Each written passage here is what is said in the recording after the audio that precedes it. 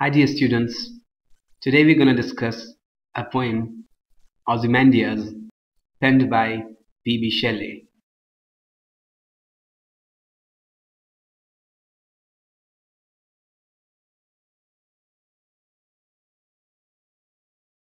P.B. Shelley is again a romantic poet, although in this context he does not have anything romantic. This is a sonnet, a poem of 14 lines, although the rhyme scheme of this poem is imperfect. So it's an imperfect sonnet, but we call it sonnet because it's got 14 lines. This is a poem about how time destroys everything, how time shatters the pride of a man, no matter how powerful he is. All the people, their powers, their kingdoms, their authorities are subjected to time. Time is above them, and time destroys them. Time's, Time brings them to naught. Time even causes them to fall in oblivion. Time has caused many to be forgotten, and time, that is history, has taught us many lessons. Here is another lesson that no one should be proud because time is going to destroy everything. We should not be proud of our possessions, of our power, of anything that we can boast of because time is going to destroy everything and we're going to be brought to naught. One day there will be found nothing. See, the world was there when we did not exist, and the world is going to be there when we won't exist. We should live humbly and politely so that we are not mocked by the mighty time in the future. So guys, let's discuss the lines of this poem. The poet begins by saying, I met a traveler from an antique land.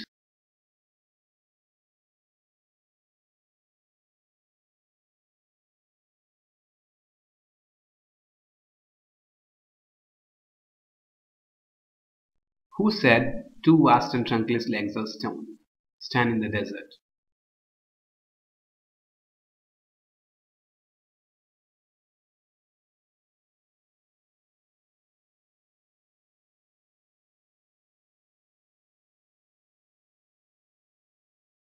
Stand in the desert. The poet met a traveler from an ancient land, which is, in the present context, is Egypt. The man met a traveler from Egypt, the ancient land. And the traveler said to the poet, two vast and trunkless legs of stone stand in the desert. There in the desert, there stood two huge and trunkless legs. Just legs were there. The trunk had been broken off. The head had been broken off. Then he says, near them on the sand, half sunk, a shattered visage lies.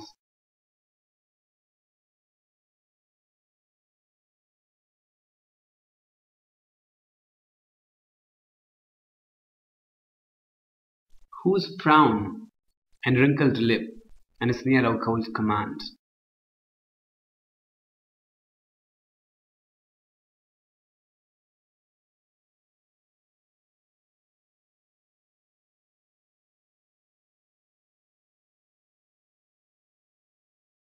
Tell that it's a sculptor well those passions read.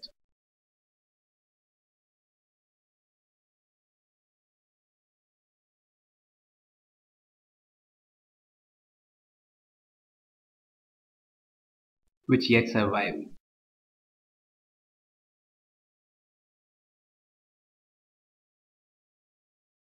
Stamped on these lashes.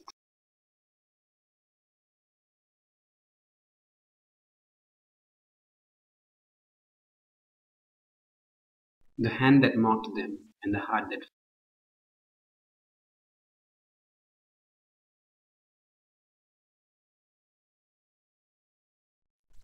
that fed.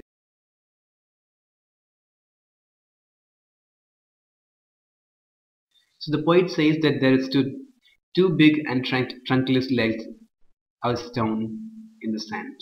So there must have been a statue, a huge statue, the trunk of which had been not only broken off but also probably destroyed. So there stood only legs. And then he says that near them on the sand, near those two huge legs on the sand, half sunk, a shattered visage lies. So there was, visage means face, the head. So the face or the head, shattered means broken up, and half sunk means half buried in the sand. So the face of the statue or the head of the statue lay there in the sand. The broken face or the shattered visage, the broken head, the broken face lay half buried in the sand. The head had been cut off or broken off the statue, and now it was also broken. Even the head was broken, the face was broken, and it was half buried in the sand. Now what about this face? Whose frown? The face whose frown? Frown is when you raise your eyebrows. When you get angry and you raise your eyebrows. So raising eyebrows in anger is called frowning. For example, the principal frowned at me means the principal raised his eyebrows at me. The principal was angry at me. So whose frown? The frown of the visage, the frown of the face, the anger of the face, the raised eyebrows of the face. It can also indicate pride and arrogance. And wrinkled lip, and the lips were wrinkled. And a sneer or cold command. So on the face you could see the frown or the raised eyebrows or the anger or pride or arrogance, and wrinkled lip. And the lips were wrinkled, and a sneer or cold command. Sneer normally means mock at someone. For example, if I'm sneering at you, I'm mocking at you. I'm making fun of you. I think you're nothing. I'm scornful towards you. So sneer here means a scorn. So you could see sneer means you could see scorn on the face of the statue. Scorn means you think that everyone else is inferior to you. When you look at someone scornfully, you think you're superior to everyone else and everybody is inferior to you. The people around you are nothing in comparison to you. That is some insects. So the king was very proud and arrogant, and he looked at people scornfully. So the expression on his face was that of scorn. And now called command. Call means cruel here. Callous, one who has no feelings for anyone.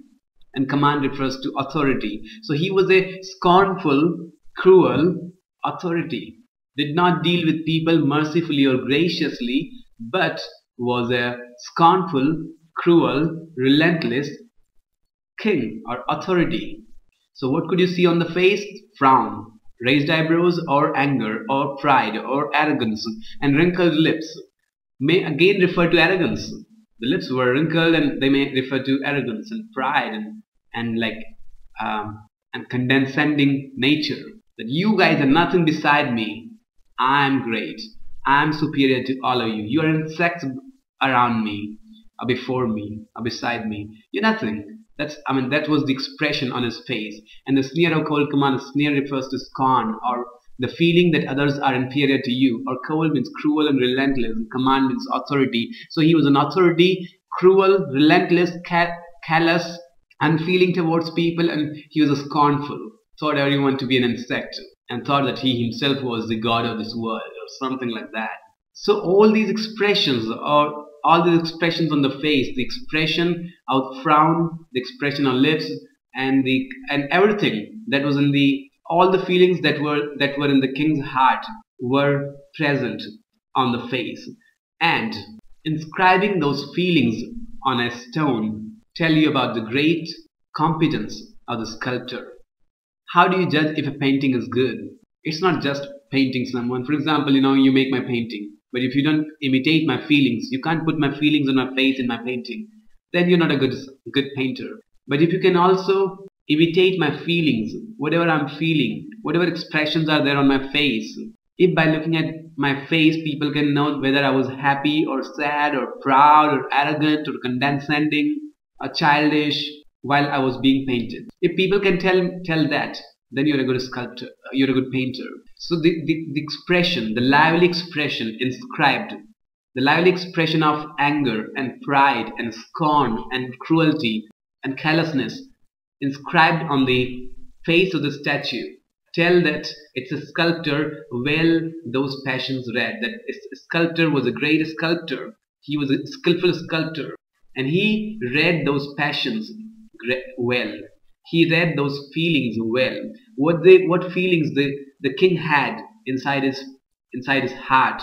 He was able to read. He read his body language and was able to imitate them in his statue. Aristotle said that literature is nothing but imitation of what you see, imitation of the reality, even imitation of the things around you. So in the same way, art is nothing but the imitation of what you see around you.